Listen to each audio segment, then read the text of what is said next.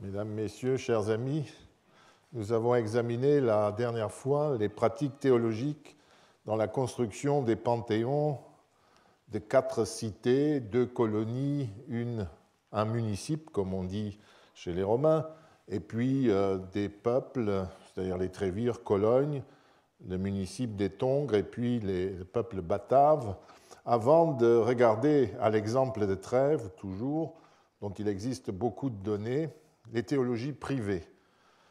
Nous avons constaté que les Trévires possédaient des connaissances étonnantes sur la théologie romaine, puisqu'ils traduisaient ou adaptaient des divinités étranges dans ce panthéon privé. Et parmi les documents, aussi surprenants que cet autel à Vertumnus ou bien Pisintus par lequel nous avons terminé, je voudrais aujourd'hui, pour finir avec cet aspect du cours, vous présenter une défiction.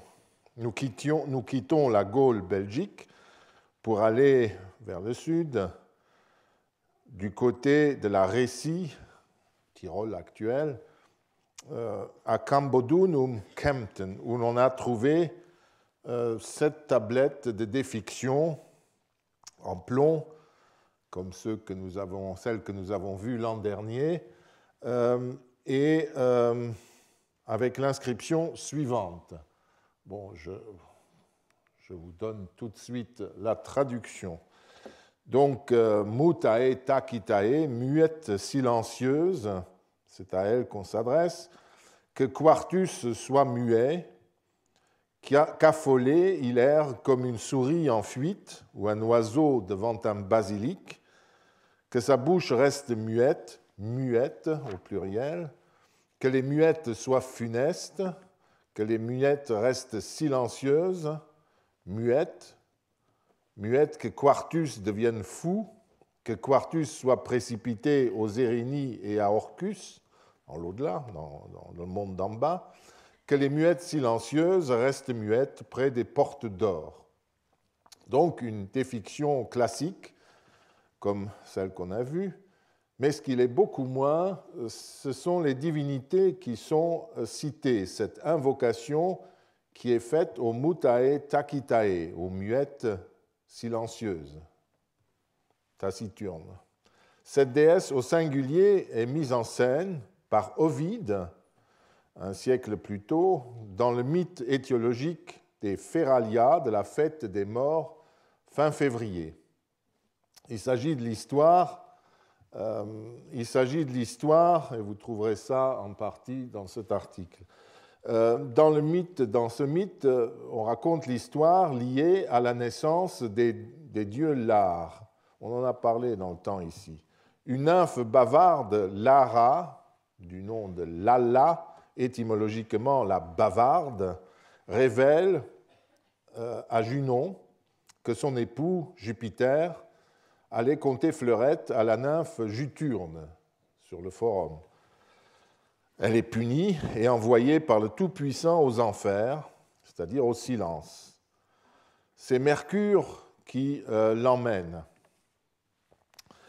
Le dieu Mercure, qui n'est non seulement le dieu du passage, du voyage, de la route, mais le dieu des voyageurs, mais aussi de tout ce qui traîne sur les routes, c'est-à-dire il est aussi le dieu des voyous, et en conséquence, c'est cet aspect de sa personnalité qui sort, il viole la pauvre Lara en route et il la met enceinte. Elle reste manifestement sur place et accouche de 2 garçons qui seront les dieux Lar.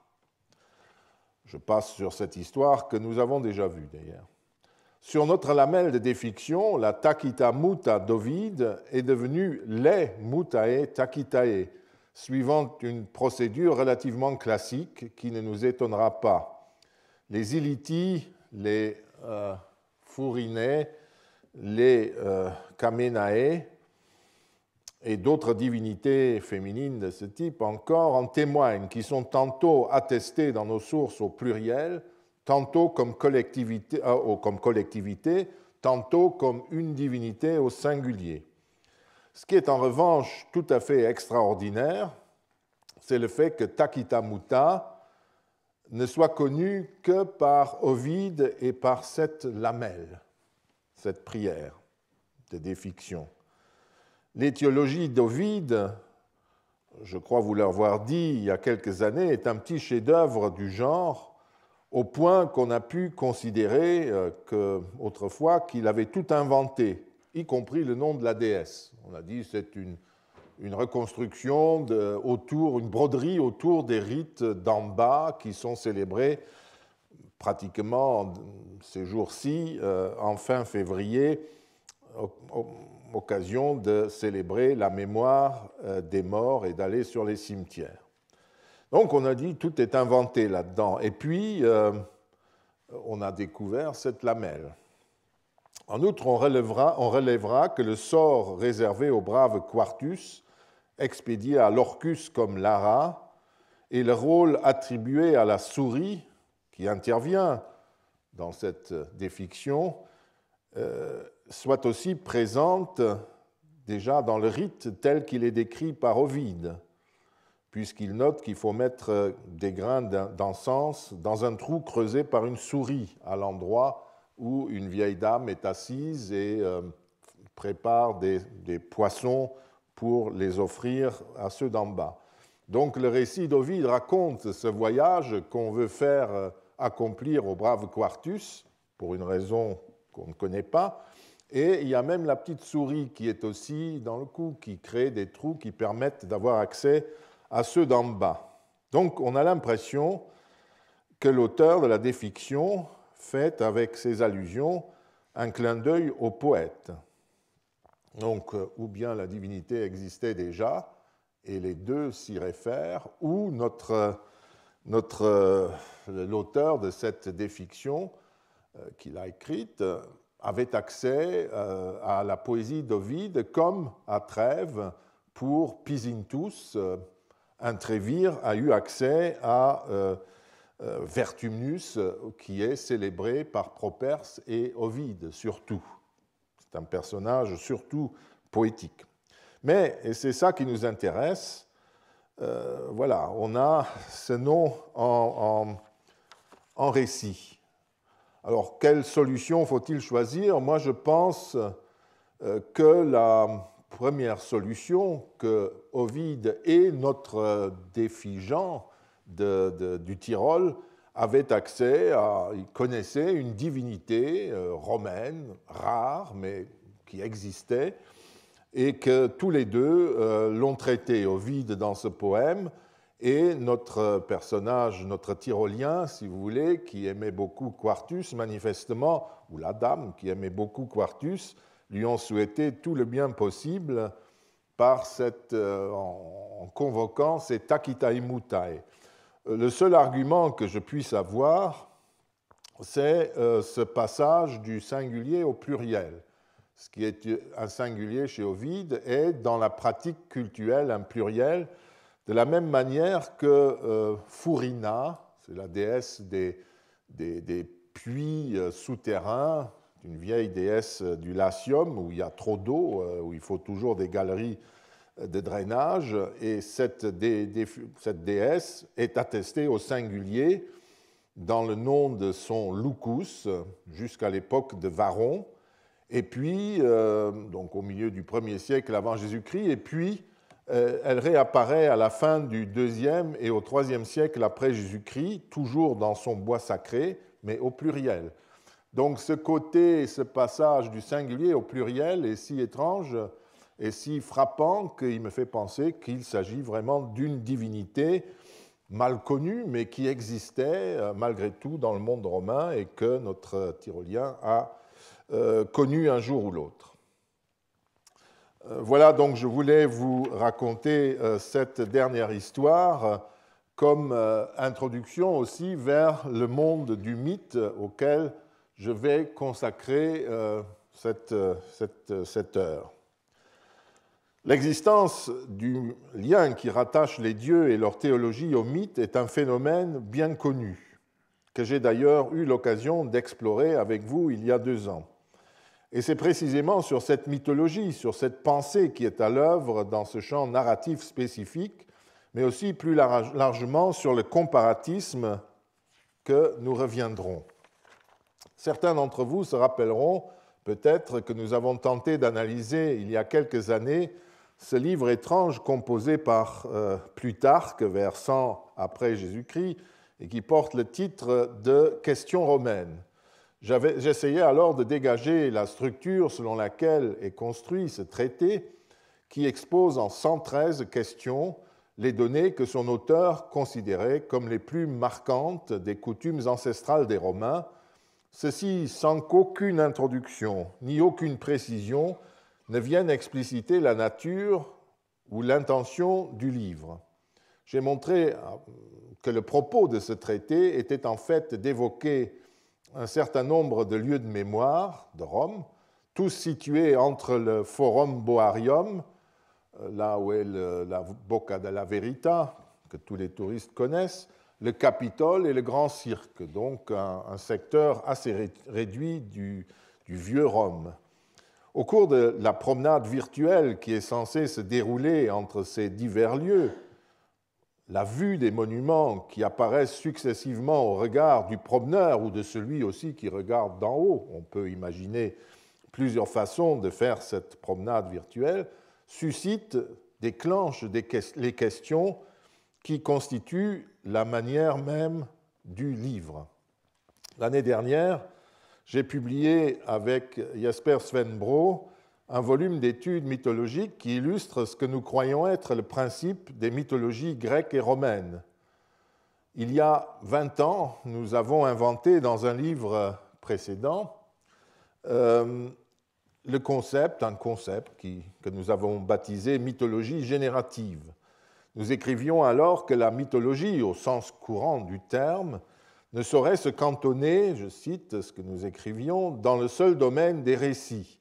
Les informations dont elle tient compte dans ses analyses sont de provenance trop hétérogène pour que l'on puisse croire à une hégémonie absolue du narratif dans le domaine de la mythologie.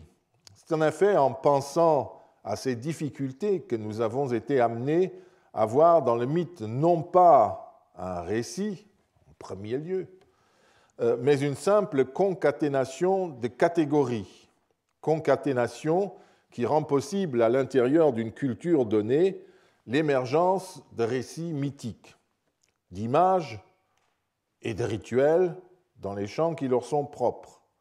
Envisager ainsi, donc de façon beaucoup plus ouverte, le rapport entre récits, images et rituels, désormais à égalité entre eux, est moins celui d'un reflet spéculaire que celui d'une parenté qui confère à ces différents documents, moyens d'expression, un air de famille dont l'origine est cette concaténation même de catégories que nous appelons mythes. Nous avons testé cette intuition avec ce que nous appelons le mythe du tissage, et c'est cela que nous exprimions dans ce livre.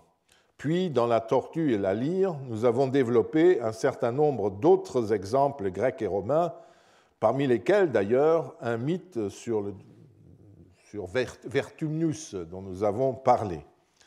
La promenade virtuelle que Plutarque exécute dans le plus ancien quartier de Rome, au pied du Palatin, qui est encore plus ancien, illustre tout à fait à sa manière le principe en question. J'ai évoqué tout à l'heure les mots et leur sens, les objets, les images qui pour les Grecs et les Romains contiennent, pour ainsi dire, au degré zéro, un mythe, cette concaténation de quelques éléments qui peuvent devenir fertiles. Un mythe, donc, que le récit peut ensuite développer. Par exemple, le récit. On peut aussi le démontrer pour les images, etc. Certains lieux sont de la même manière, un temple, une place, un hôtel, sont de la même manière porteurs d'une signification immédiate en raison de la tradition ou des pratiques sociales qui leur sont attachées. Les concaténations sont d'une autre nature dans ce cas. Ainsi, par exemple, le grand cirque, quand un Romain de l'époque le regardait, immédiatement, à ses yeux, sautait à son esprit la concaténation premier Romain, mariage, c'est-à-dire le rapt des Sabines qui avait lieu là-dedans, par où les premiers Romains acquirent des femmes et, après une guerre, fondèrent la nation, le peuple romain. Et Plutarque parle à chaque fois qu'on envisage le grand cirque de mariage, de matrones, de femmes et de choses de ce genre. Alors, prenons des exemples. Je vais prendre 2 exemples pour réfléchir pour vous montrer comment donner des compléments à ces essais que j'ai faits auparavant. Moi, je m'occupais du côté romain, et mon ami Sven Bro réalisait cela et donnait son point de vue, et quand lui, il s'occupait des Grecs, moi, j'intervenais de la même manière du point de vue romain. Ici, nous sommes à Rome, et c'est donc du Capitole, du mot Capitolium qu'il s'agit, et de la réalité, cette colline du Capitole. Donc regardons de plus près la façon dont fonctionne ce procédé, qui consiste à tirer d'un lieu donné tous les sens possibles, en prenant un exemple précis, en l'occurrence celui du Capitole, et plus exactement celui du nom, comme je disais, qui est le sien. Nous reviendrons ensuite plus loin sur le rite associé au temple qui se dresse sur cette colline, laquelle évoquait pour n'importe quel Romain de la fin de la République, donc du début de notre ère, mettons, la domination que Rome exerçait désormais sur le monde entier. Cette colonne était en effet le lieu sur lequel se dressait le temple des divinités souveraines de l'État, le lieu où commençait l'année, où étaient définies les missions des magistrats suprêmes et où leurs entreprises les plus importantes arrivaient également à leur terme sous la forme du triomphe. De ce fait, le Capitolium, terme dont l'origine est méconnue, suggérait immédiatement aux esprits qu'il était le caput, mettons, Italiae, la tête de l'Italie, le caput mundi, la tête du monde, caput omnium rerum, la tête de toute chose, puisque le monde entier était soumis aux Romains. Le monde, c'est la partie occidentale entre la mer Noire et Gibraltar, l'Écosse et le Sahara et l'Euphrate. C'est ça le monde pour les Romains. À partir de là, des récits ont été élaborés. Et ce sont ces récits que nous regarderons. Le développement le plus important, le plus simple, consistait à raconter qu'on avait trouvé une tête en creusant les fondations du temple de la triade capitoline, le temple d'État le plus important. L'érudit Varron constitue notre première source et il se livre, comme il le fait souvent, à un jeu purement étymologique, sans préciser ce sur quoi cette étymologie pouvait déboucher. Capitolium n'a pas de vrai sens, mais les Romains ont essayé d'analyser ce terme, et c'est l'exemple où l'on voit comment un mot par ses étymologies possibles, est une concaténation de quelques concepts qui peuvent produire ensuite toute une série de récits. Et là, il expose froidement le fait qu'il y a une tête humaine. Et vous voyez la relation entre caput et la tête. C'est Tite-Live, dans son histoire romaine, qui entreprend de développer pour en faire ce départ, pour en faire une histoire. Tite-Live, je l'appelle ainsi, mais il est possible que Tite-Live et les autres auteurs que je citerai encore aient repris ce récit à une source plus ancienne déjà, mais nous faisons l'histoire avec ce que nous avons. Tite-Live assimile cette tête à un prodige. C'est en fait une sorte de miracle au moment où on fait les fondations, qui est chargé d'annoncer à la fois la grandeur de l'Empire et le fait que Rome serait imperii caput quererum, la tête de l'Empire et de toute chose. C'est ça les termes importants de ce texte. Ils sont là, et là, vous voyez comment il reconstruit la chose. Donc c'est un prodige qui annonce la grandeur de Rome. Tous les prophètes, tous les devins, ceux qui étaient à Rome comme ceux qu'on avait fait venir d'Étrurie pour les consulter, fournir la même interprétation. À partir de là, un récit plus complexe pouvait se développer. Peut-être que Tite-Live le connaissait, mais il n'en parle pas. Souvent, il est aussi assez sec et il ne se laisse pas aller trop dans ses légendes, comme il dit, etc. Mais on a des traces de ce récit. Comme chez Tite-Live, on se rappelle toujours la prééminence qui était celle des aruspices étrusques à l'époque de la fondation du temple. On est au VIe siècle avant, au début du VIe siècle, la fin du VIIe siècle avant Jésus-Christ. À ce moment-là, les aruspices, dans toute l'historiographie, sont importants. En tout cas, le développement de cette affaire nous sont donnés, entre autres, par Denis d'Halicarnasse et le commentateur de Virgile, Servius. Denis d'Halicarnasse, donc là nous sommes à l'époque d'Auguste, raconte l'histoire suivante. C'est toujours la même histoire, mais des éléments supplémentaires se greffent sur ce degré zéro du mythe que vous avez chez Varron, par exemple.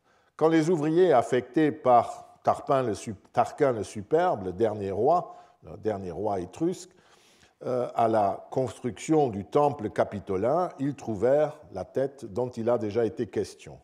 Tarquin envoya des ambassadeurs en Étrurie.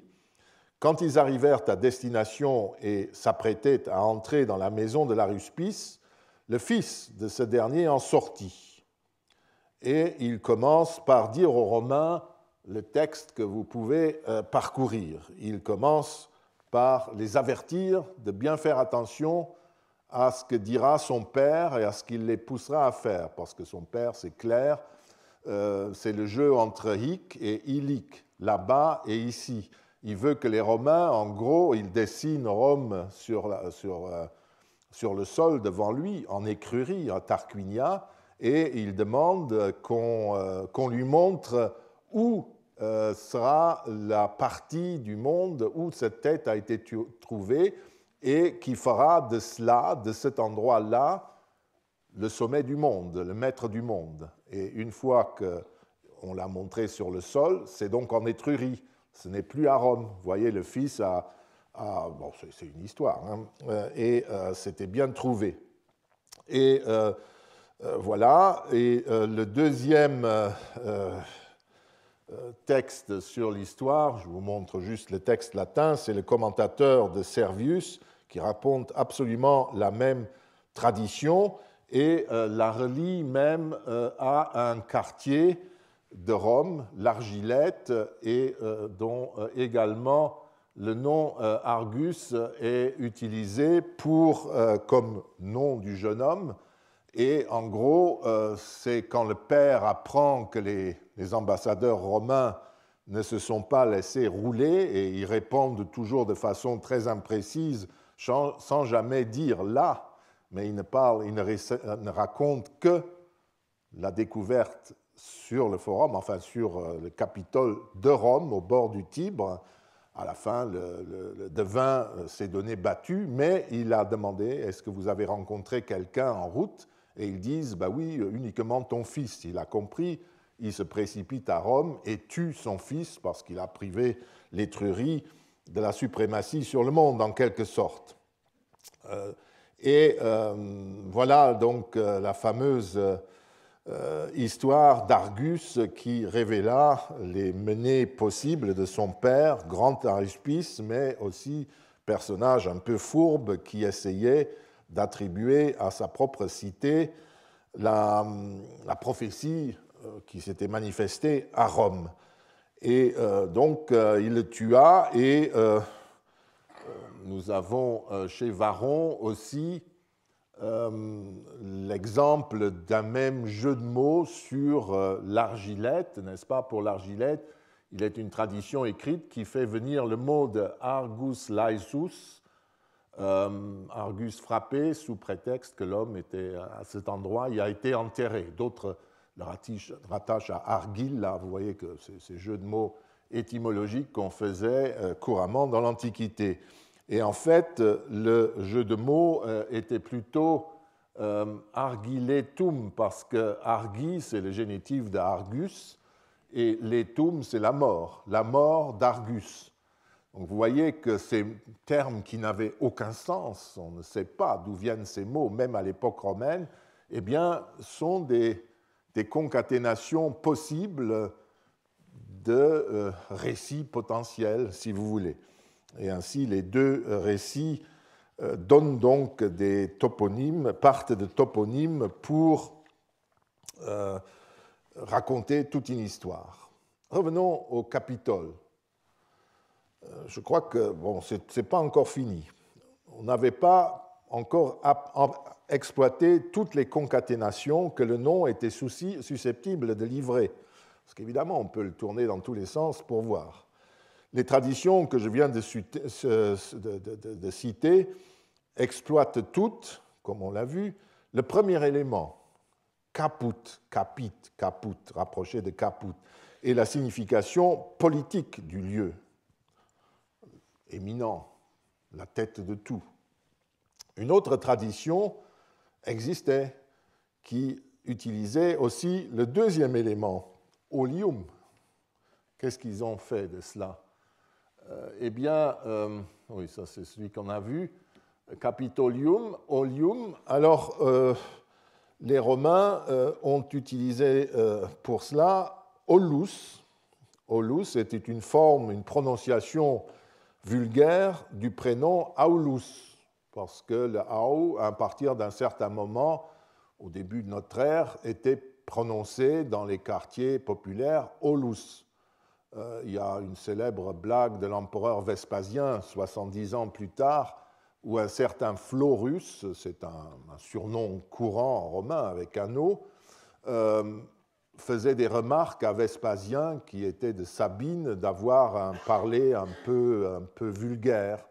Il dit « Tu as raison, cher Flaurus », il lui a répondu en faisant la blague sur cette équivalence entre ao et o en latin parlé. Il pouvait donc être question du caput oli, c'est-à-dire la tête d'Olus.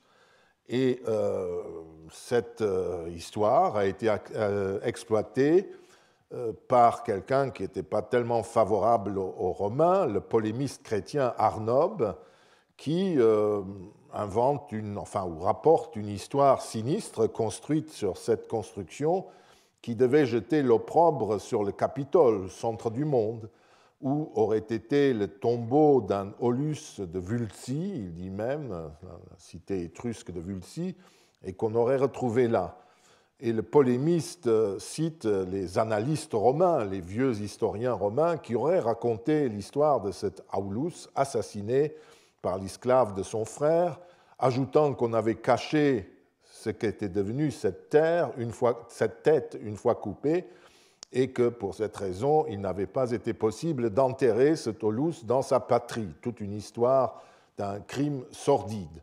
On aurait cherché, en d'autres termes, à dissimuler une histoire particulièrement sordide dont on ne parlait plus pour éviter qu'elle vienne entacher la belle prophétie qu'annonçait la version officielle. On devine derrière toute la polémique sur le Capitole, tête du monde.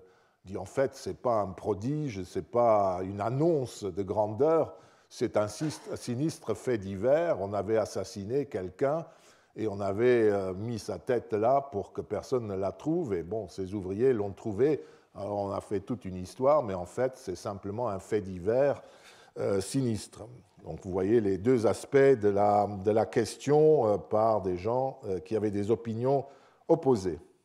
On voit donc de quelle manière le nom Capitolium s'est trouvé interprété de plusieurs façons pour produire finalement des significations qui peuvent se contredire.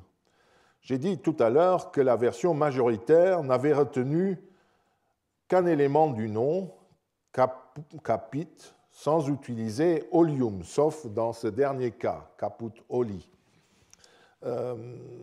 Sinon, on utilisait uniquement le premier élément, c'est certain, mais je me demande toutefois si derrière les explications qui se référaient à l'avenir de ce lieu destiné à devenir la tête du monde, on n'avait pas aussi utilisé de manière implicite le deuxième élément de cette étymologie.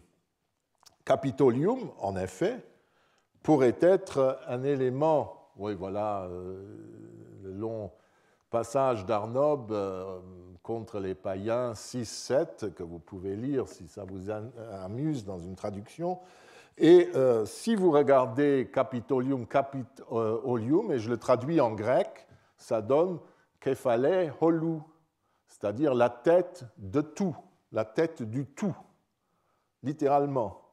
Or, il y avait à Rome une tradition de deux grammairiens qui s'appelaient Hypsicrates et Cloatius Verus, qui faisaient dériver les étymologies du grec. Tous les mots romains avaient une étymologie grecque. Et donc, je ne serais pas du tout étonné que des grammairiens romains aient dérivé Capitolium de Kephale Holou, ce qui peut marcher, hein, Holus, Caput, c'est des jeux comme on les faisait. Caput omnium rerum, la tête de toute chose, que mentionne d'ailleurs Tite-Live dans son récit. Un sens qu'à ma connaissance, toutefois, aucun auteur antique conservé n'a formulé et que nous ne pouvons qu'ajouter à la liste des spéculations possibles sans être certain qu'un ancien ait jamais pensé à associer les deux termes grecs. Mais moi, je pense que c'est tout à fait possible qu'ils aient même cela comme sous-entendu quand ils parlent du Capitole de Caput omnium rerum, Caput Kephale Holou. Donc, il n'y a pas lieu de s'étonner que les mêmes éléments puissent donner naissance aux mythes les plus divers, même opposés, dans la mesure où les catégories, les notions qui les constituaient et qui servaient à les produire n'avaient aucune valeur absolue. Il suffisait de rester dans la vraisemblance et de respecter les règles du genre pour que l'histoire produite devienne acceptable. Et vous voyez que donc le récit n'est manifestement pas premier dans ces histoires. Il y a la concaténation abstraite de catégories qui produit le récit. Nous allons faire une deuxième incursion maintenant dans le monde de la liturgie, de la mythologie, pardon, et de la liturgie par ailleurs, en étudiant un rite, celui du clou annuel, clavus annalis, de l'araignée noire, et les aléas du comparatisme. Et là, on va comparer, au-delà des siècles, deux traditions, des récits et des rites étonnamment proches, mais qui, vous le verrez, ne sont pas si proches que cela, ils sont quand même différents. Je voudrais donc vous présenter ce thème célèbre dans l'histoire romaine comme dans la littérature allemande, qui présente des points communs dans plusieurs civilisations. L'objectif consiste à faire voir que malgré des ressemblances, les objets qui interviennent dans le mythe, les concaténations des catégories même, qui rendent ces récits possibles, ne sont pas toujours les mêmes. Et ce ne sont pas, ce qu'on peut voir aussi, c'est que même les mêmes objets, les mêmes gestes, les mêmes rites, eh bien, ne sont pas universels. Ils sont universels comme une montre qu'on peut utiliser, ou un objet, un stylet, un marteau, sont universels, mais ils ne servent pas partout à la même chose. Ça, pour nous, c'est difficile à admettre, mais c'est comme cela, vous le verrez. Il ne faut donc pas prendre les objets en cause pour le mythe. Le mythe est constitué par les catégories qui s'y rencontrent et où ces outils interviennent, ces objets interviennent, et qui génèrent un sens en fonction de la langue et de la culture locale. À Rome, commençons par là, cette affaire nous ramène à nouveau au Capitole. C'est du rite du clou annuel, du clavus annalis, qu'il sera question. À l'autre extrémité du spectre chronologique, je prendrai une nouvelle allemande du XIXe siècle appelée l'araignée noire, die Schwarze Spinne, qui a été écrite par le pasteur Jeremias Gotthelf, l'un des écrivains suisses majeurs de cette époque. Les rites et les éléments de ces mythes en croisent d'autres, que je ne traiterai pas, on n'a pas le temps. Celui d'Arachné, la tisserande qui fut transformée en araignée pour avoir affronté dans un concours de tissage Athéna, Minerve. Il y a aussi l'aspect du mal, du côté romain comme du côté chrétien, avec une allusion claire au thème de l'origine du mal, mais je ne pourrais pas aller dans le détail pour cela. Un mot sur Jeremias Gotthelf, de son vrai nom Albert Bitius, qui vécut entre 1797 et 1854, issu d'une famille bernoise de fonctionnaires et de pasteurs, lui-même pasteur, Pfarrer, comme on disait encore à l'époque, donc curé, mais pasteur. Bitius devint, après ses études, vicaire et Pfarrer, pasteur, dans l'Emmental, où il fut en fonction depuis 1832. Et c'est à partir de 1934 que commence son activité d'écrivain, soit dans le domaine de l'éducation du peuple, soit dans la littérature, et au début surtout sous forme de nouvelles destinées à l'éducation populaire. C'est à ce type d'écrit qu'appartient sa nouvelle sans doute la plus célèbre, L'Araignée noire, dont le ton moralisateur correspond parfaitement à ce projet, à cette volonté, et d'ailleurs au style de l'époque Biedermeier, dont le portrait porte aussi le reflet. Le reste ne nous intéresse pas ici. Les germanophones parmi vous ont peut-être lu le cycle de Uli le Valet et de Elsie, l'étrange servante, qui l'ont rendu célèbre à côté de nouvelles comme celle dont nous nous occupons. Racontons d'abord l'histoire, les deux histoires en cause avant de les comparer. Le clou annuel, le Claus Annalis, apparaît dans deux contextes qui sont décrits par Tite-Live, toujours lui, dans son histoire romaine. Il rapporte qu'une vieille loi, écrite en lettres et en mots archaïques, prescrivait que celui qui serait grand prêteur aux ides de septembre, le 13 septembre suivante, planterait le clou. C'est le rite de planter le clou. C'est Marcus Horatius, le premier consul, qui aurait fondé le temple de Jupiter avec cette règle. Ce clou, continue-t-il, était planté sur le côté droit du temple de Jupiter Optimus Maximus quand on le regardait, c'est-à-dire dans la partie gauche pour Jupiter, où se trouvait le sanctuaire de Minerve, la chapelle, la Kella de Minerve. Et Tite-Live justifie cette pratique en invoquant le nombre réduit des citoyens qui étaient à même de reconnaître des lettres à cette époque. Pour comprendre cette remarque, il faut se rappeler que les dates annuelles romaines ne s'écrivaient pas avec des chiffres, mais avec des lettres. Par exemple, l'année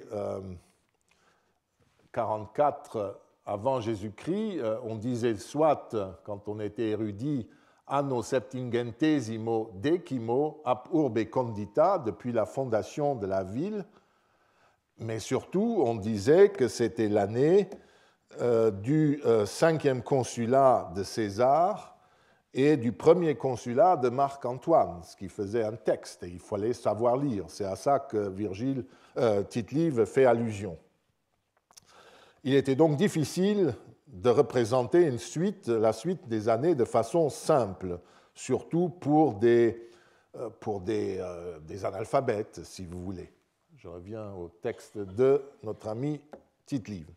Les clous représentaient le nombre d'années et la loi elle-même avait été dédiée, dit-il, sur le temple de Minerve, sur la paroi de sa celle-là, parce que le nombre était une invention de cette déesse qui est, je vous l'avais dit il y a 2 ans, ce sont les moyens intellectuels, la puissance intellectuelle des deux divinités souveraines, Jupiter et Junon. La même pratique, continue-t-il, est attestée par l'antiquaire Lucius Cincius au 1er siècle avant Jésus-Christ à Volsinii, Bolsena, au temple de la déesse étrusque Nortia. À Rome, le rite régulier, le solemne, comme il dit, du plantage du clou aurait été réservé ensuite aux dictateurs dont le pouvoir était supérieur à celui des consuls. Il est évident, d'après ce récit, que pour Tite-Live, il s'agissait d'un rite anniversaire, et c'est d'ailleurs ce que dit le terme de solemne, canonique, régulier.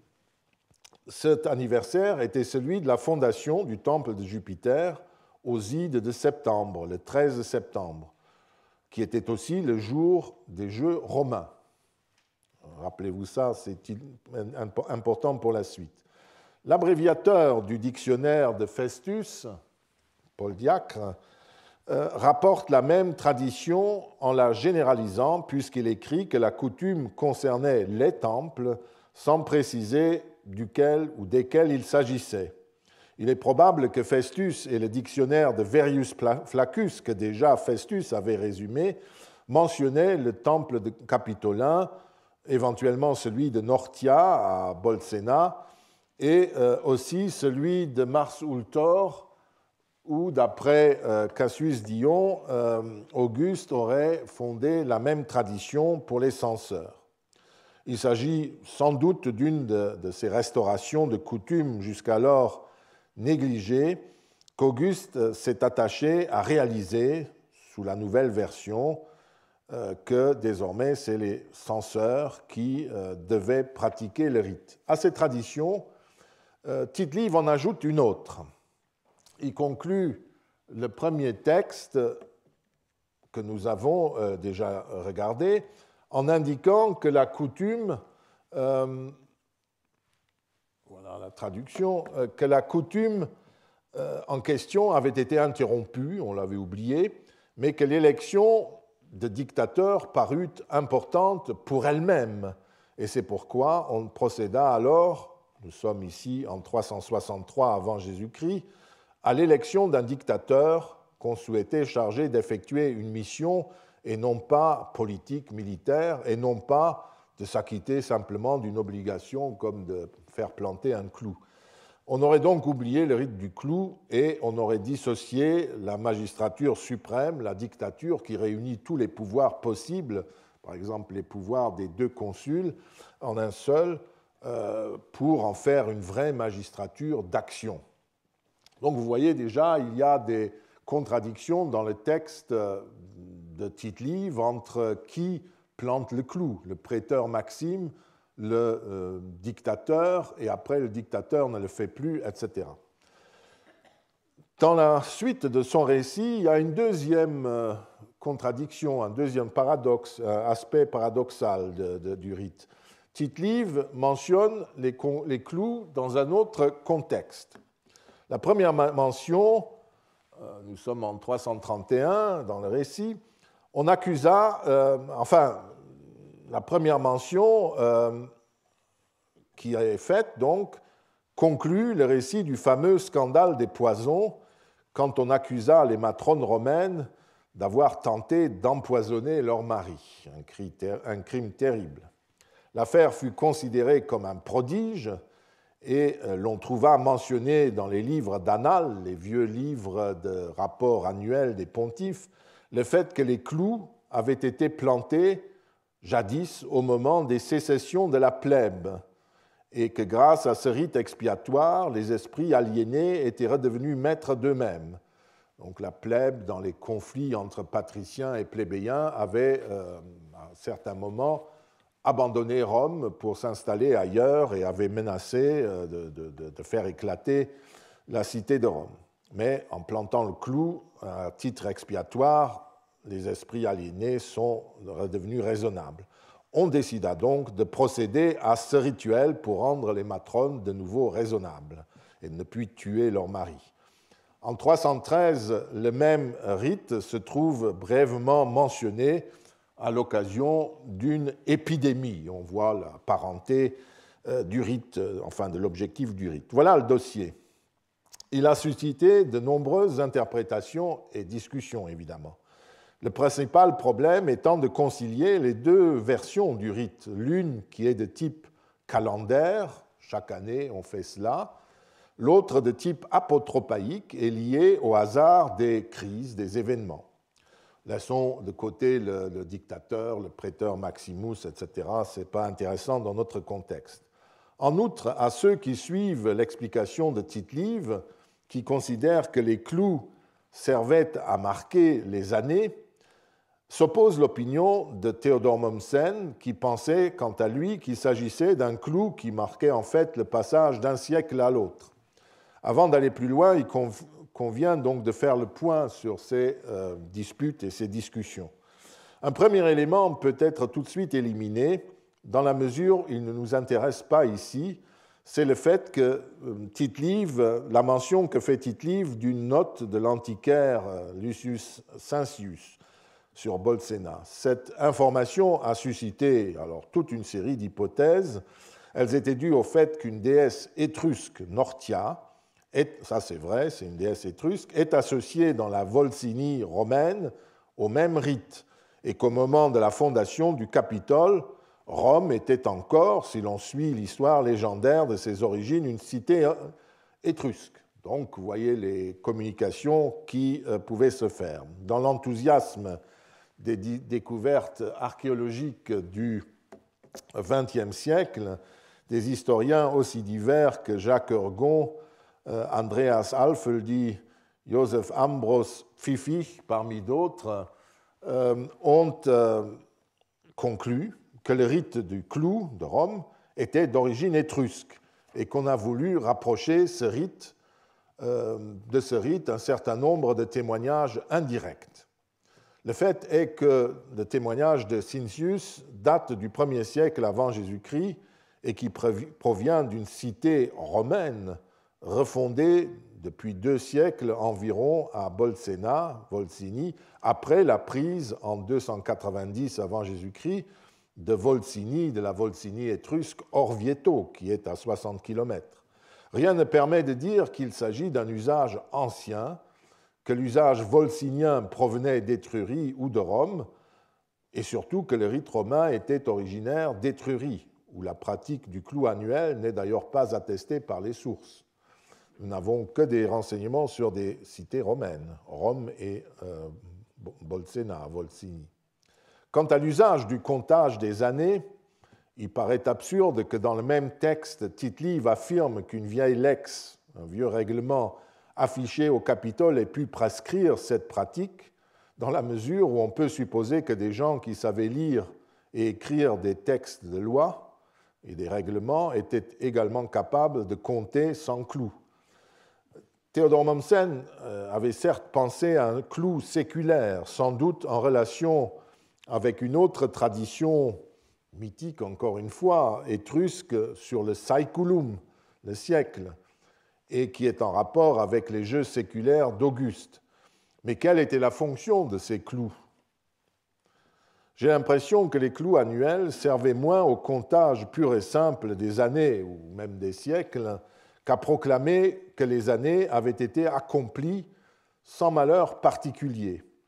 Luciana Foresti et d'autres historiens font le rapprochement entre ce plantage du clou et les clous porteurs d'inscriptions royales que les archéologues découvrent dans les temples et les palais de l'Orient ancien, pour démontrer que le rite lui-même était possible, un rite expiatoire, quelque chose. Tout cela est certain, mais encore faudrait-il savoir un peu plus sur ces clous romains eux-mêmes.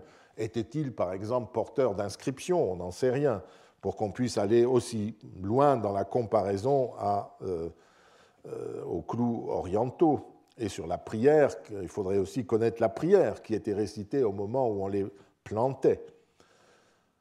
Il y a en fait une autre application du même rite que Tite-Live rapporte pour les années 331 et 313 et qu'il interprète comme des rites expiatoires, un piaculum, vous l'avez vu. On rapproche, je crois que j'ai ça ici, on rapproche cette pratique de celle des clous utilisés lors des défections magiques qu'on a vues l'an dernier, et quand nous étudions la piété individuelle. Pline mentionne que l'usage qui consistait à fixer, défigurer un clou de fer à l'endroit où la tête d'un épileptique avait tapé au moment où il s'écroulait, et cet usage libérait l'épileptique de son mal.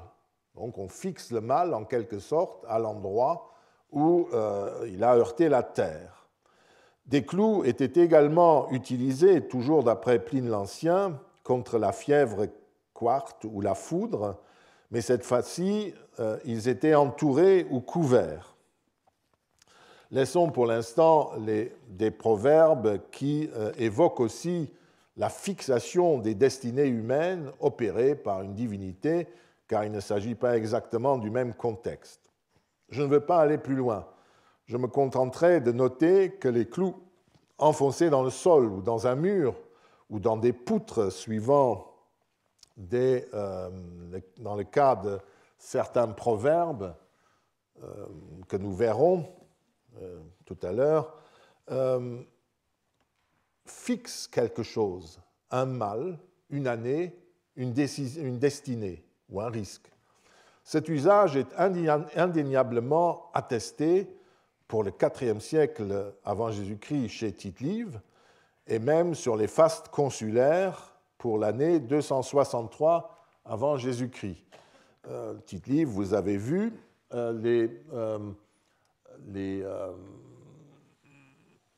fastes consulaires, voilà, les fastes consulaires, comment on note les années, vous voyez, 490 après la fondation de Rome, 91 après la fondation de Rome, on met les deux noms des consuls, et on met ici également, vous voyez, Pellum Punicum Primum, nous sommes à l'époque de la première guerre punique, on met en 263 avant Jésus-Christ, dictator, donc c'est ici, dictator clavifigendi causa, on a été un tel, Gnaeus Fulvius Cantum Malus, a été dictateur pour figer, pour enfoncer le clou à cette époque, en raison de malheur quelconque.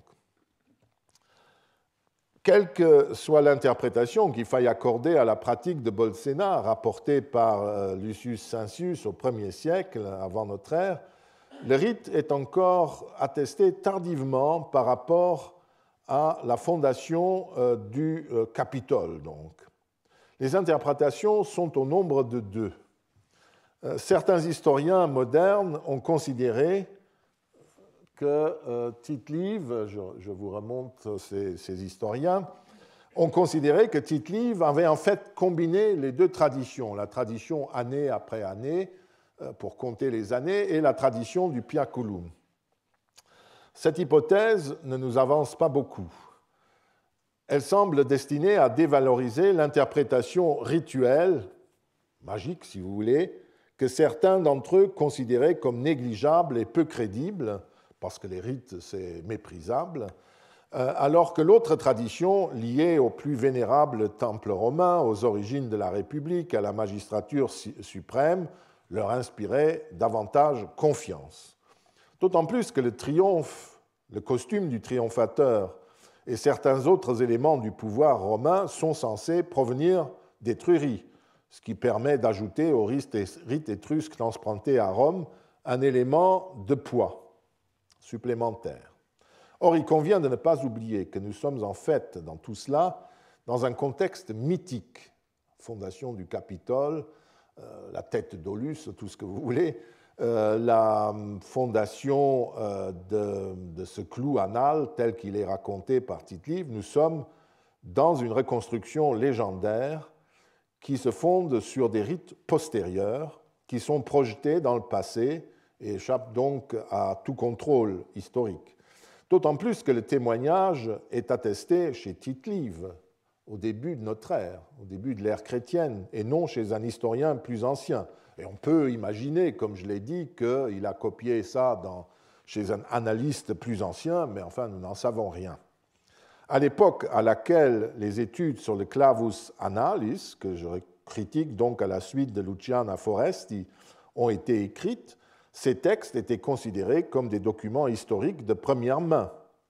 C'est une tendance qui se rencontre encore parfois dans le milieu des études étrusques, où même ce qu'on écrit sur le 8e siècle avant Jésus-Christ, chez Tite-Live, passe pour parole d'évangile. Pour ma part, je considère, comme le font la plupart des historiens, qu'il s'agit d'une tradition mythique, étiologique, qui est certes passionnante et intéressante en elle-même, mais qui n'a rien à voir avec un témoignage historique et institutionnel direct. Dans ce cas, je viens de le répéter, aucune des versions du mythe n'est préférable à l'autre. Ce sont pour les deux anciens deux interprétations d'égale valeur. Le fait que Tite-Live juxtapose les deux rites en donnant un minimum d'explications plaide d'ailleurs en faveur du caractère mythique de la tradition. On ne savait plus à son époque laquelle des versions était bonne. En revanche, quand il raconte que le clou est utilisé à des fins propitiatoires, expiatoires, nous nous approchons de la partie historique de son récit, où il a des sources. Et ce sont des vrais rites à ce moment-là. Même s'il ne les explique pas, nous essayons de comprendre. Il y a d'ailleurs un problème surprenant dans cette histoire du traitement du rite du clou par les historiens modernes par rapport à Tite-Live. Le texte de Tite-Live qui associe, que nous avons vu, le rite du clou à la fondation du Capitole et qui est cité par tous, contient en fait un développement qui n'est jamais cité par les modernes lorsqu'ils discutent cette tradition. Et c'est par là que le texte commence. Si on lit le texte sans faire de coupe arbitraire, on se rend compte que le rite du clou représente en fait, tel que nous l'avons vu, un deuxième épisode du récit de la fondation des Jeux romains du 13 septembre. En 363, rapporte Tite-Live, donc ça précède le récit que nous avions vu. En 363, ces jeux romains avaient été complétés par des jeux scéniques, théâtre, etc., dans l'espoir de conjurer ainsi une épidémie. Donc on avait déjà fait un rite expiatoire supplémentaire en ajoutant des pièces scéniques aux jeux du cirque, qui étaient des courses, si vous voulez. On avait, dans un premier temps, célébré un lectisterne, un de ces grands banquets collectifs qui rassemblaient les dieux et les familles, mais ça avait été sans repas. Comme rien ne calmait encore la violence du mal, je crois que j'ai sorti ce texte, non. Comme rien ne calmait, c'est là. Comme rien ne calmait encore la violence du mal, de cette épidémie, ni la sagesse humaine, ni l'assistance divine, la superstition, l'angoisse s'empara des esprits, rapporte Tite-Live, et l'on dit qu'alors, entre autres moyens d'apaiser le courroux céleste, on imaginait les jeux célestes, c'est une nouveauté pour ce peuple guerrier qui n'avait d'autre spectacle que les jeux du cirque, les courses de chars. Mais leur célébration n'avait pas suffi à guérir les corps. Et voilà tout le texte. Vous voyez ce que je vous ai lu, c'est cela. Et le passage que nous avons lu tout à l'heure, c'est en dessous. Voilà la traduction. Donc, ça ne sert à rien. S'y ajoutait en outre une inondation catastrophique du Tibre qui avait même interrompu les Jeux en inondant le grand cirque. L'année suivante, les autorités auraient donc cherché des moyens d'expier la colère des dieux. Et les anciens se seraient alors rappelé qu'autrefois un dictateur, en enfonçant le clou, avait calmé la peste. Pestilentiam quondam clavo ab dictatore fixo sedatum. Le sédat ordonna alors d'élire un dictateur pour enfoncer le clou. Puis le texte continue en signalant qu'une vieille lex ordonnant que le praetor maximus fixe le clou, etc., le 13 septembre. C'est ce que nous avons déjà vu. Ce qui est extraordinaire, c'est que Tite-Live définit en fait dès le départ le rite du clou comme un piaculum utilisé pour mettre un terme à une épidémie, comme dans les histoires suivantes que nous avons vues, dans lesquelles il évoque le rite. La fonction chronologique attribuée à ces clous, qui est racontée ensuite, renvoie manifestement à un autre usage de cette tradition, dont rien ne nous dit qu'elle fut effectivement utilisée à Rome comme à Bolsena. La précision concernant l'oubli dans lequel était tombée cette tradition, telle que la rapporte Tite-Live dans le même passage, vient confirmer notre soupçon. Elle prouve que la régularité de cette pratique n'était consignée dans aucun des documents disponibles. Il convient, pour comprendre ce qui a pu se passer, de rapprocher les deux bouts du récit de Tite-Live. On décide de ramener la vieille pratique du clou expiatoire et on décide que ce rite aura lieu chaque année le 13 septembre.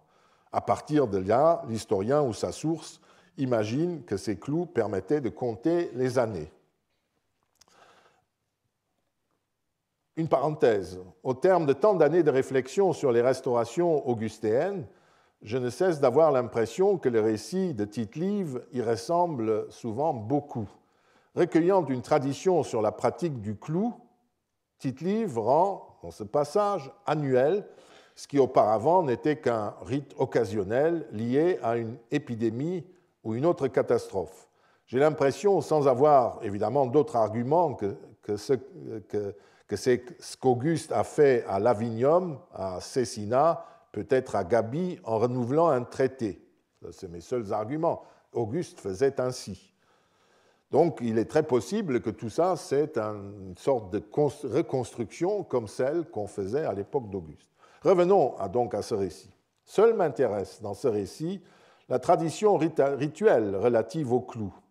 Si l'on suit Tite-Live et quelques autres auteurs, enfoncer un clou dans une paroi de temple ou ailleurs a donc pour effet de fixer et de désarmer un mal, qui peut être une épidémie, une maladie ou un égarement des esprits. L'acteur inflige à ce mal, des corps ou des esprits, le même traitement que celui que le sorcier inflige à un ennemi. Il le rend immobile, il le bloque, il l'élimine. Nous en avons parlé l'an dernier. C'est cela que le plantage du clou représente, et d'ailleurs, ce dont il conserve la mémoire dans la suite. Quand des Romains voyaient de tels clous dans des endroits collectifs, comme sur la paroi du temple capitolin, notons qu'il n'était plus possible à l'époque de Tite-Live de voir cela, puisque le temple avait brûlé 2 générations plus tôt. Il comprenait qu'un mal avait été arrêté par la cérémonie signalée par le clou.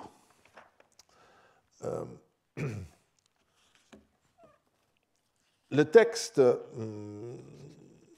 nous avons aussi un passage chez Cassius Dion qu'Auguste, effectivement, a restauré ce rite du clou, mais ailleurs qu'on ne le pense. Il l'a fait, c'est vraiment la fin du texte, il l'a fait sur une paroi du temple de Mars Ultor, Mars Vengeur, qui se trouvait près du Forum romain, c'est le Forum d'Auguste, comme on dit. Le texte ne dit pas du tout où ce clou serait enfoncé, et on peut supposer que c'est dans le mur du temple. La cérémonie n'est pas non plus la même que celle du Capitole, dont nous n'entendons plus parler à cette date. Il s'agit, à mon avis, de la restauration effectuée par Auguste d'un vieux rite, peut-être du vieux rite abandonné depuis longtemps et dont nous parle Tite-Live, et qui est ressuscité sous une nouvelle forme dans le temple de Mars Vengeur. Nous ignorons tout du rite lui-même, sauf le lien avec le lieu où il est célébré et les magistrats qui en étaient responsables. Désormais, ce sont les censeurs. Je comprends que, d'après le peu qu'on nous dit, que le rite du clou concluait le recensement du peuple romain.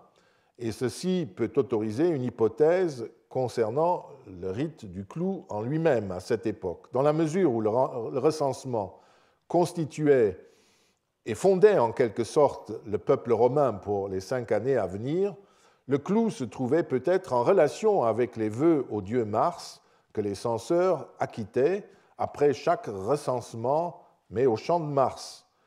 vers l'actuelle église du Jésus. C'est donc une fois ce rite accompli qu'ils se seraient rendus au temple de Mars Ultor pour y planter le clou, ce qui signifie qu'ils constataient et acquittaient leurs vœux près de l'autel de Mars, au champ de Mars, que le peuple romain était donc dans le même état que dans celui où il se trouvait 5 ans plus tôt, voire dans un état meilleur. Et ensuite, il se serait rendu à 500 mètres au Forum d'Auguste pour planter le clou qui confirmait en quelque sorte cela dans la paroi du temple, et il fixait, pour ainsi dire, cette salus, ce bon état général du peuple par ce rite. On le voit, il ne s'agit pas dans ce cas d'un mal, mais plutôt d'un bien, puisque c'est le bon état général du peuple romain qui est ainsi constaté et pérennisé. Pour comprendre cela, il n'est pas inutile d'évoquer à la fois un passage d'Horace et un proverbe romain déjà cité. Dans le 35e poème, dans la 135e ode du premier livre des Odes, qui s'adresse à Fortuna, la fortune, Horace décrit cette divinité comme étant précédée par la déesse Necessitas, nécessité, qui porte des clous de charpente. Trabales, ce sont les charpentes. Trabalis. La nécessité porte des clous de charpentier, des coins, du plomb et des crampons pour fixer la destinée humaine. Et on voit le rapport avec fortune. Et le poète répète la même image au 3e livre, dans la 24e ode. Une locution, et vous l'avez ici, donc s'il est vrai que l'implacable nécessité enfonce ses clous d'acier aux faits les plus hauts, virgule, tu ne pourras dégager ton âme de la crainte, la tête des filets de la mort. Parce que la destinée est fixée, on ne peut plus la bouger. Vous voyez, c'est le même rite que celui qui est en cause dans notre rite. Et il y a aussi la même type de locution, presque proverbale, dans la 5e Vérine de Cicéron, où il dit « Et pour fixer ce bienfait que Vérès avait accordé aux Mamertins, et pour fixer ce bienfait par un clou de charpente, hein, trabali clavo, figueret, vocabulaire de la défiction, comme on dit-il, c'est proverbial, il instruit l'affaire des Mamertins avec son conseil et leur donne ce bienfait, etc. Donc le proverbe dit la même chose. J'ai l'impression que le clou fixé par les censeurs est de ceux-là. Il pérennise l'état de salus du peuple romain tel que les censeurs l'ont constaté, au moins jusqu'au prochain recensement.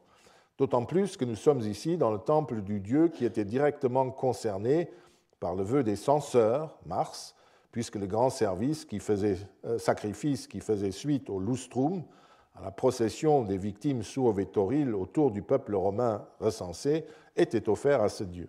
Il n'existe pas d'indice permettant de supposer que le sacrifice des suovetoriles s'effectuait dans un lieu où résidait Mars Ultor, qui était simplement chargé de venger les atteintes portées à la sécurité du peuple romain. Et il n'a pas privé Mars, du champ de Mars, de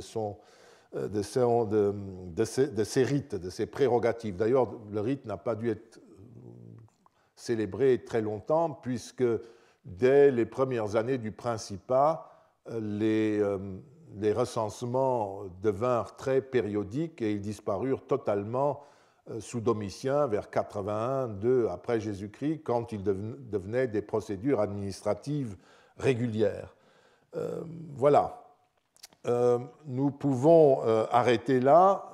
Je ne vais pas vous raconter le récit de Jérémie à Scotthelf, mais nous le verrons la prochaine fois. Après, nous comparerons ces deux rites et mythes et nous tirerons les leçons de tout cela. Je vous remercie.